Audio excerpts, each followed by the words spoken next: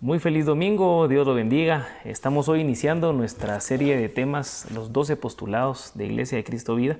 Y hoy vamos a empezar con el primero, que es el tema de la salvación. Un tema importante en el cual usted puede tener hoy, a través de esta grabación, todos los elementos necesarios para poder entender por qué somos salvos, en qué momento, y sobre todo volver y regresar, retomar ese momento en el cual usted se encontró con el Señor y pudo tomar esta decisión importante, trascendental en nuestra vida o en su vida, que lo ha llevado hoy a ser una persona que es.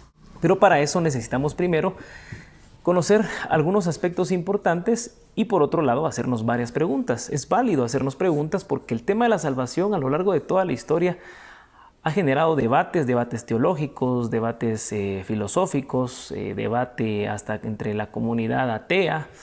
Y ha generado una serie de ataques hacia la iglesia porque el tema de la salvación es algo que al final de cuentas usted y yo no tenemos cómo probarlo porque no estuvimos en ese día, pero tenemos la evidencia a través de las Sagradas Escrituras, las cuales para nosotros son, como dice la misma palabra profética, más segura. Es decir, todo lo que encontramos que haya sucedido en el pasado y que vaya a suceder en el futuro, nosotros lo tomamos como veraz porque es palabra de Dios. Así que para ir entendiendo el mensaje de la salvación, tenemos que considerar algunos aspectos importantes, como por ejemplo, el libre albedrío. ¿Es el hombre libre de poder elegir? La respuesta es sí.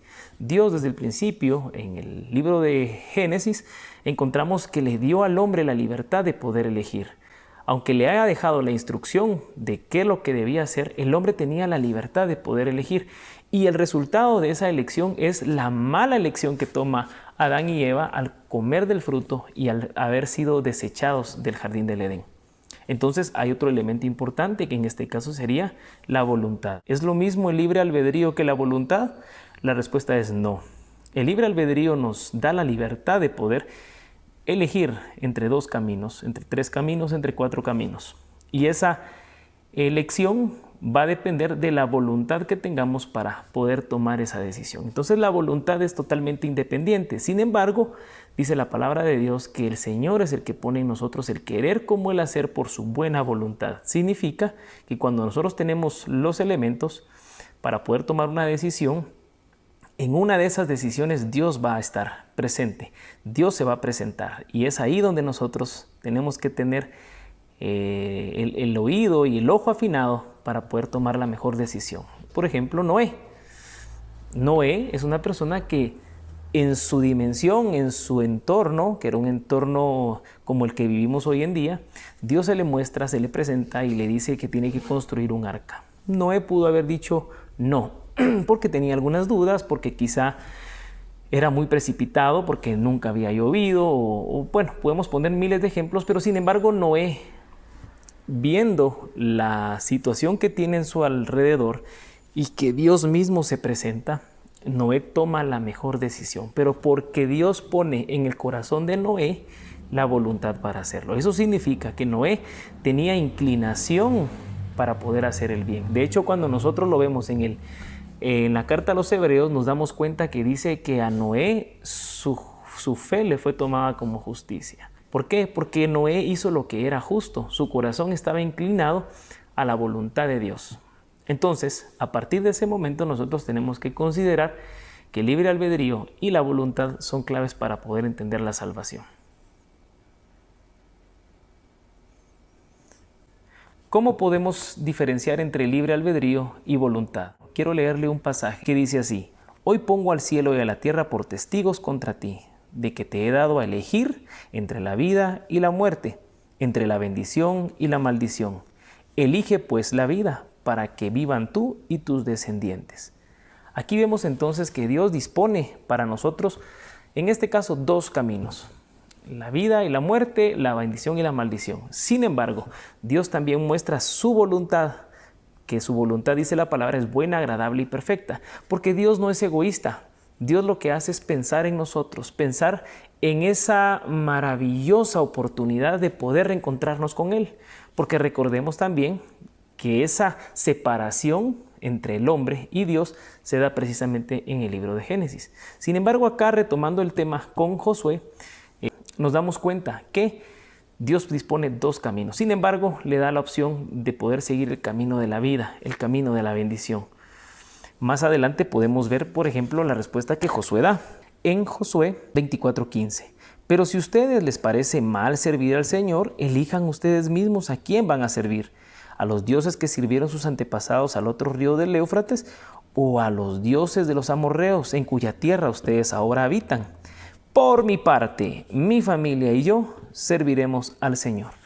Nuevamente vemos dos caminos, una libre elección, y sin embargo Josué toma la mejor decisión. ¿Por qué? Porque tenía delante de sus ojos la mejor opción, la opción que le convenía seguir, la opción que Dios le estaba presentando. Así ha sido el plan de salvación para nosotros, el camino de la muerte y el camino de la vida. Pero en el camino de la vida encontramos un elemento precioso, y es el sacrificio perfecto de Jesucristo en la cruz del Calvario. ¿Dónde nace el plan de salvación? Bueno, lo habíamos dicho precisamente hace unos minutos. El plan de salvación nace desde el Génesis, en el momento de la caída del hombre, en esa separación que existe cuando el hombre decide desobedecer a Dios, tomando la mala decisión de comer del fruto prohibido. Ellos rompen esa eternidad por la cual Dios los había creado, volviéndose seres mortales. Eso significa que a partir de ese momento todos nosotros nacemos con una naturaleza pecaminosa, que eso significa de inclinación a hacer lo malo. Entonces nace el plan de Dios de salvación a través de haber sacrificado un animalito, porque la palabra no especifica, o la Biblia no dice qué animalito fue, pero sabemos que hay un sacrificio porque Dios viste a Adán y Eva con pieles para cubrir su desnudez. Porque tenemos que saber, hermano, que el pecado lo que hace es descubrir nuestra desnudez y hacernos pasar una vergüenza. Y entonces, para poder cubrir esa vergüenza, Dios utilizó de pieles de un animal que no tenía culpa alguna, pero que iba a evidenciar de antemano el sacrificio que Jesucristo iba a venir a hacer por nosotros. Sacrificarse como un cordero, como un inocente, para poder justificar, perdonar y limpiar a un montón de pecadores. Entonces el plan de salvación nace desde el libro del Génesis a través de este episodio. Lo vemos más adelante con Noé.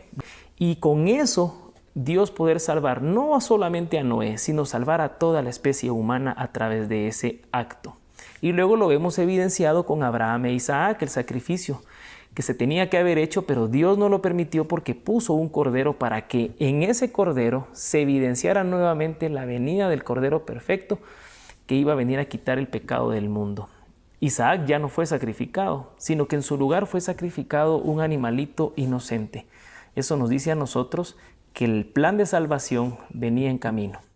¿Qué es la salvación? Bueno, la salvación es un regalo, y este regalo nace en el corazón de Dios para poder nuevamente, como ese círculo que empezó y que terminó siendo la caída del hombre, Jesucristo viene a completar o a unificar precisamente ese círculo para poder juntarnos nuevamente con el Padre. ¿Puedo tomar o desechar la salvación? La respuesta es sí. Sí, ¿por qué? Porque hemos sido personas creadas con un libre albedrío, con la libre elección. Sin embargo, hay algo interesante, y es que Dios nos pone de antemano todos los elementos para que usted tenga la posibilidad de convencerse.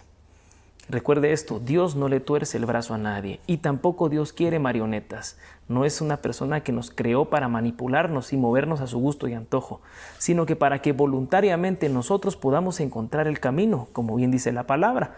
Ancho es el camino que lleva a la perdición, pero angosto el camino que lleva a la salvación. Y entonces, en base a eso, dice Apocalipsis 3:20, que Él toca la puerta, llama y toca la puerta, y el que quiere puede abrir la puerta, hacerlo entrar, sentarse en la mesa y Él poder cenar con uno.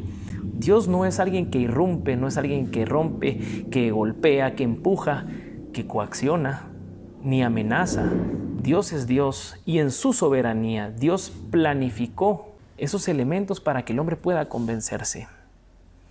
Y en base a eso Dios pone voluntad en el corazón del hombre cuando uno lo conoce, para poder entonces entender el plan de salvación. ¿Qué necesitamos entonces para ser salvos? Bueno, la respuesta es muy sencilla: creer.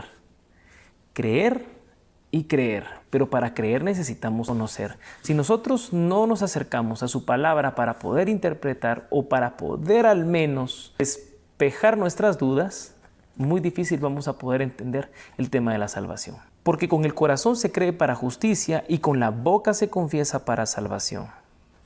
Entonces entendemos que el primer elemento es creer en nuestro corazón y confesar con nuestra boca.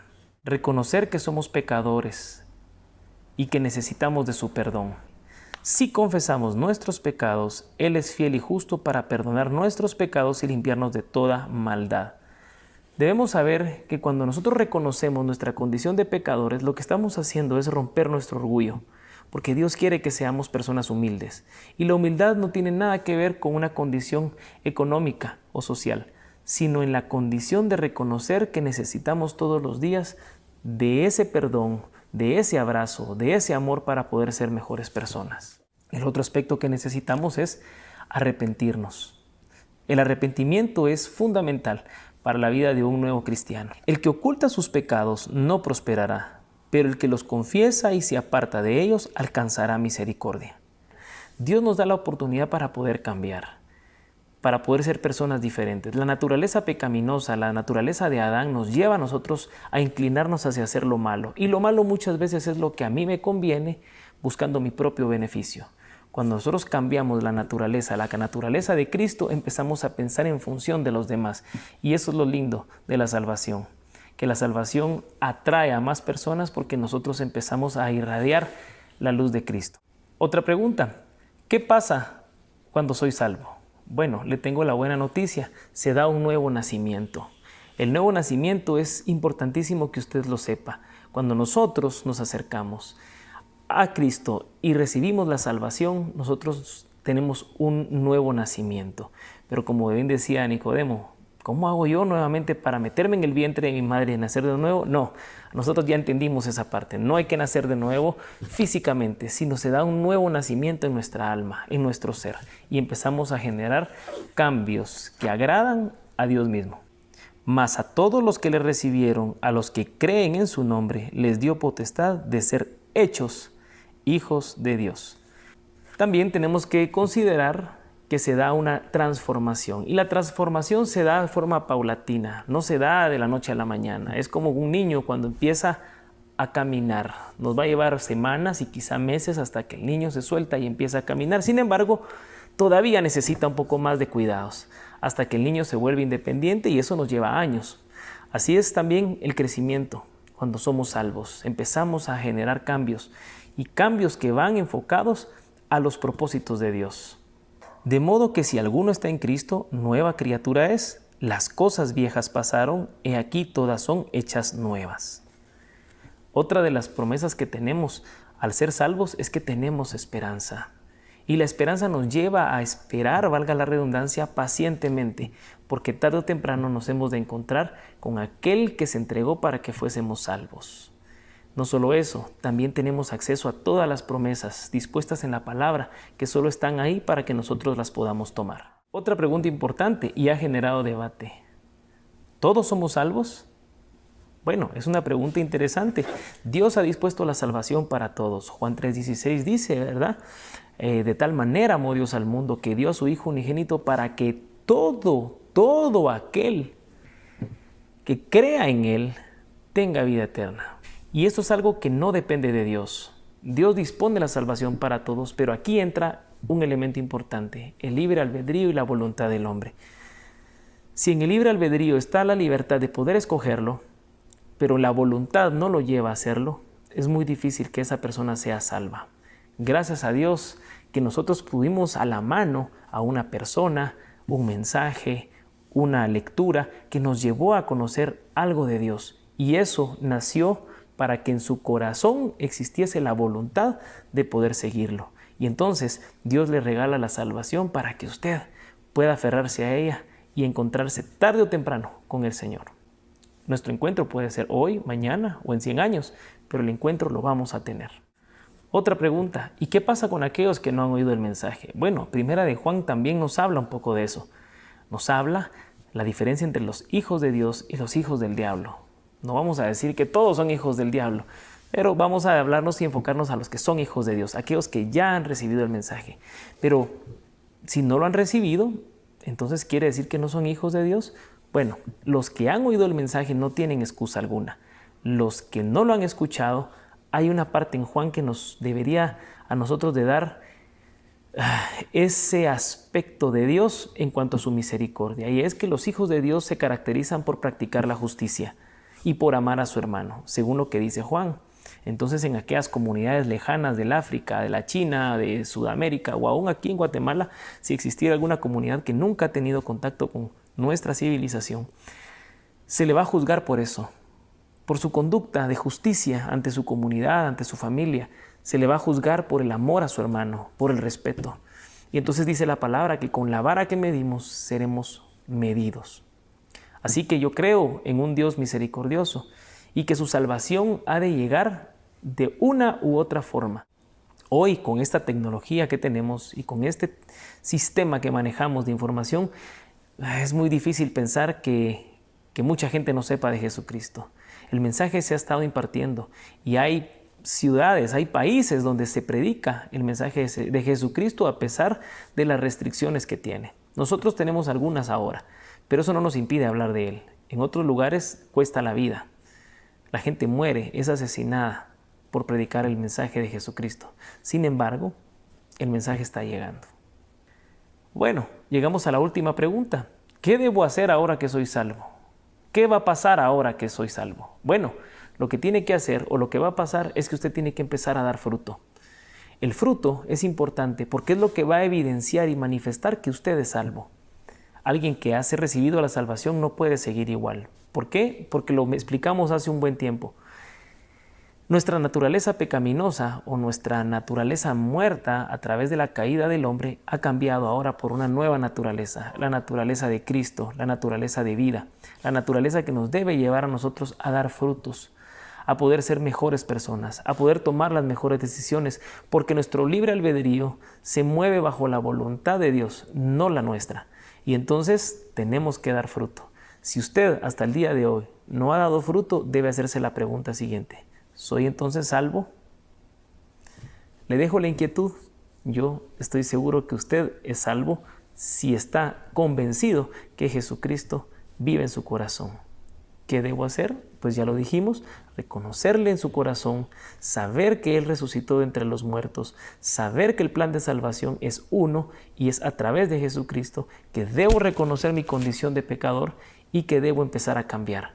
Haciendo eso, usted es una persona que va por el camino correcto, por el camino de la salvación.